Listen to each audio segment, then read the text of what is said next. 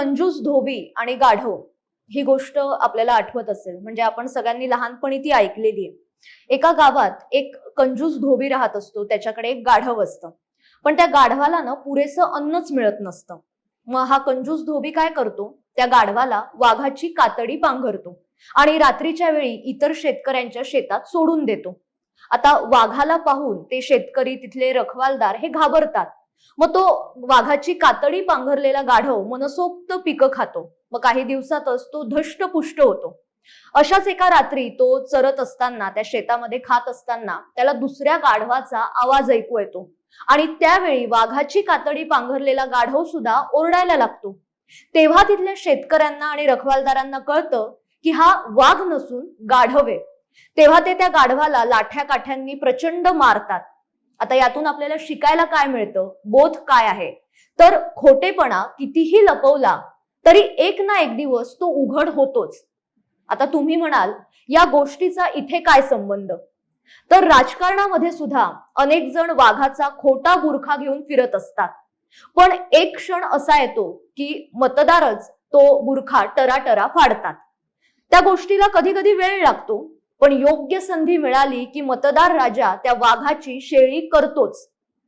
अशीच अवस्था पश्चिम बंगालच्या वाघिणीची सध्या झालीय. 2011 पासून बंगालची ही वाघीण बंगालवासियांचा विकास सोडून त्यांना त्रास देतीये, त्यांना धमकावतीये.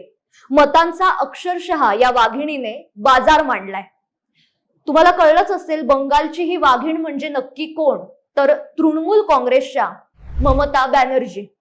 ममता बॅनर्जी यांनी डाव्या आघाडीला नामशेष केल्यापासून मुस्लिम मतदार हे तृणमूल काँग्रेसचे भक्कम समर्थक बनलेत आणि त्यांच्या जीवावरच ममता बॅनर्जी या मनमानी कारभार करत सुटल्याय. आणि या मुस्लिम मतपेढीच्या जोरावरच आपल्याला सत्तेतून कोणीही हरवू शकणार नाही, या मस्तीत त्या वागतायत.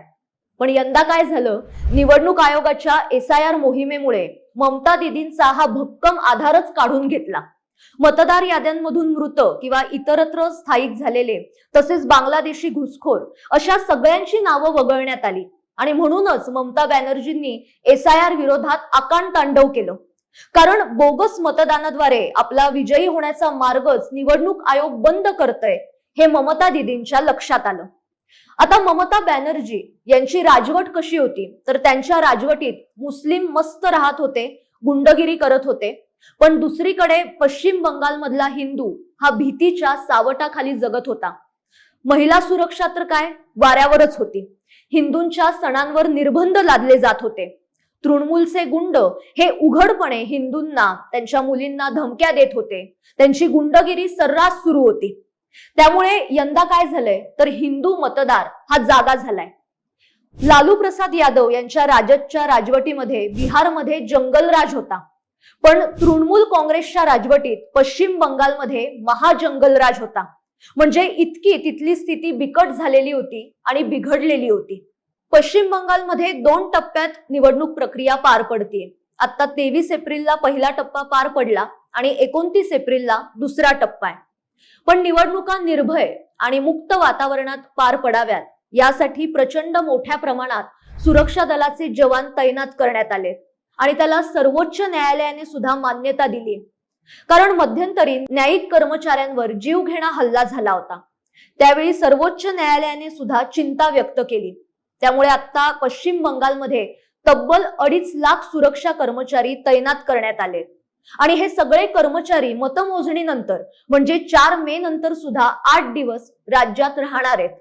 यावरून पश्चिम बंगालमधल्या राजकीय हिंसाचाराची व्याप्ती किती आहे हे आपल्या लक्षात येईल. पण याचा एक चांगला परिणाम असा झालाय की पहिल्या टप्प्यात तिथे 92% मतदान झालंय. म्हणजे विक्रमी असं मतदान झालंय. मोठ्या प्रमाणावर लोक मतदानासाठी तिथे बाहेर पडले.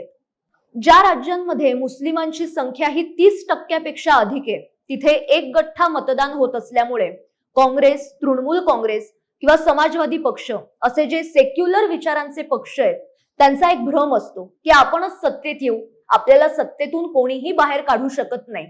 पण त्यांचा हाच भ्रम भाजपने आसाम आणि उत्तर प्रदेशमध्ये तोडलाय आणि यंदा कदाचित पश्चिम बंगालमध्ये सुद्धा तो तोडला जाईल. आणि हे ममता दीदींना सुद्धा कळून चुकलंय. त्यामुळे त्या अस्वस्थ आहेत. पण पश्चिम बंगालच्या या वाघिणीसाठी महाराष्ट्रातला उबाठाचा कागदोपत्री असलेला वाघ हा धावून आलाय. आता त्यांना वाघ म्हणावं की नाही हा जरा प्रश्नच आहे.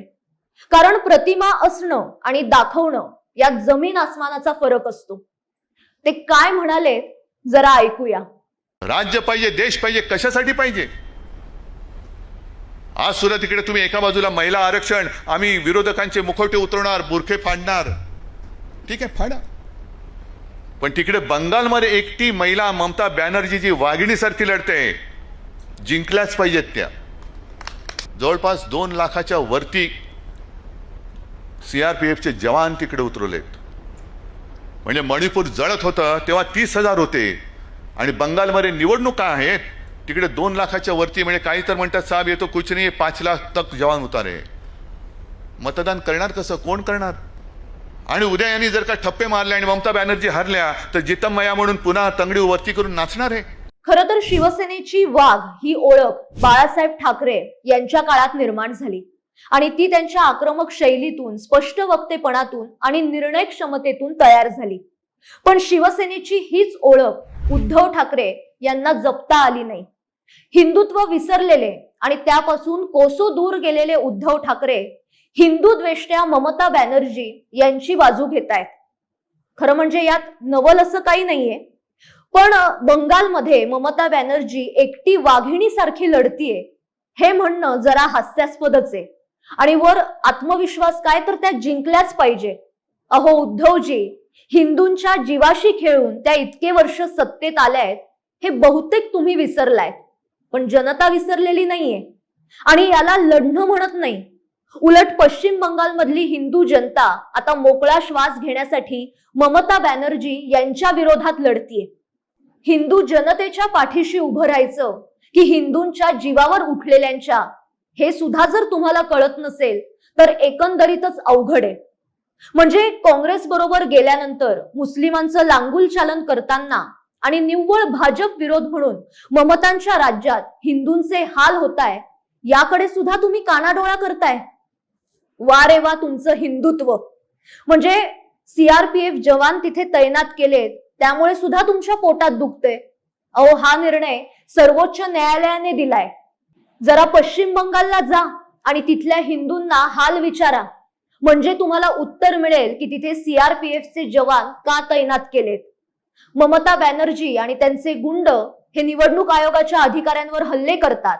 लोकांच्या दाराच्या कड्या लावून त्यांच्या नावाने मतदान केलं जातं. आम्हाला जर मत दिलं नाही तर तुमचे तुकडे करू अशा धमक्या दिल्या जातात. लोकांना निर्भयपणे आणि न घाबरता मतदान करता यावं ना म्हणून त्यासाठी ही सगळी काळजी घेतलीये. आणि त्याचा परिणाम आपण पाहिलाच आहे. 23 एप्रिलला पहिल्या टप्प्यातलं जे मतदान झालं ते अतिशय ऐतिहासिक आणि विक्रमी मतदान होतं. कारण लोक न घाबरता मतदानासाठी बाहेर पडले. पण तरीही उगाचच कोल्हेकुई करायची, म्हणजे ती सवयच लागली. पण वाघाची कातडी पांघरून केलेल्या कोल्हेकुईचा आत्ता तरी काहीही फायदा होणार नाही. आणि पहिल्या टप्प्यातल्या विक्रमी मतदानामुळे हिंदू मतदारांचा कल नेमका कुठे हे सुद्धा स्पष्ट झालंय. आता प्रतीक्षा आहे दुसऱ्या टप्प्याची आणि 4 मेच्या मतमोजणीची. पण यंदाची पश्चिम बंगालची निवडणूक ही ऐतिहासिक आणि क्रांतिकारी ठरणार हे मात्र नक्की आहे. आजच्या भागात इथेच थांबते. पण याविषयी तुम्हाला काय वाटतं ते कमेंट्स मधनं नक्की कळवा. आणि अशाच महत्त्वाच्या विषयांवर आपण रोज भेटणार आहोत, रोज बोलणार आहोत. त्यासाठी साप्ताहिक विवेकच्या YouTube चॅनलला आजच सबस्क्राईब करा. धन्यवाद.